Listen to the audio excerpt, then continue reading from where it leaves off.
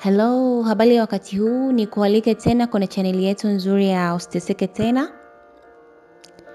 Mwanaume, kwa nini unapuuzwa mara kwa mara na mpenzi wako? Unahisi kama mpenzi wako hakuthamini, kama vile hakupi muda wake wa kutosha, au haoneshi hali ya kuvutiwa na wewe tena unapoongea naye. Kama unajihisi unapuuziwa mara kwa mara, kuna sababu kubwa 3 zinazoweza kuwa zinachangia hilo. Na ngoja tuzichambue moja baada ya nyingine leo. Sababu ya kwanza, umemzoea kupita kiasi. Wanawake wanapenda kujihisi au kuhisi kuna hali ya upya hata wakiwa kwenye uhusiano wa muda mrefu. Anapenda aambiwe anapendwa kila muda. Haijalishi aliambiwa masaa machache yaliyopita.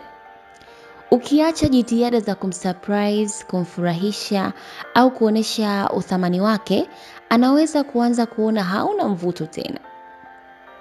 Sababu ya pili, hauna malengo bro.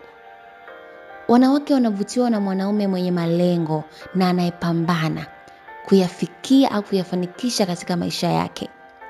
Kama hauna malengo na hauoneshi mwelekeo, anaweza kuanza kukuchukulia poa sana. Sababu ya 3, you are so nice to her.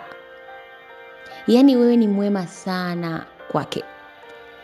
Kama kila mara unajitoa kupita kiasi bila yeye kuwekeza jitihada yoyote kwa upande wake, anaweza kukuona wa kawaida sana. Wanawake wanaheshimu wanaume wanaoweza kusema hapana na sio wanaokubaliana naye kila jambo. Mwanamke anahitaji mwanaume atakayemuongoza na sio mwanamke yeye ndo awe kiongozi wa mahusiano hayo, hapana. So usimkubalie kila jambo analotaka au analosema. Na mwisho, sasa unajua kama unataka kutoendelea kupuuzwa. Usijiruhusu kuwa wa kawaida. Simama imara, jiongezee thamani na mpende, lakini bila kujifanya dhaifu kupita kiasi. Kwa maana kuwa jasiri na muonyeshe anaweza akakutegemea kama mwanaume na sio kujionyesha huwezi kuishi bila yeye. Hii itakutesa. Unaweza kujiongezea maarifa kwa kusoma kitabu chetu cha Kupuuzwa Hadi Kupendwa.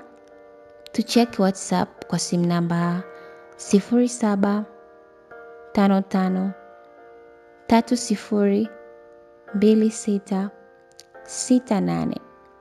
Naitwa Angela Kanine, karibu na asante.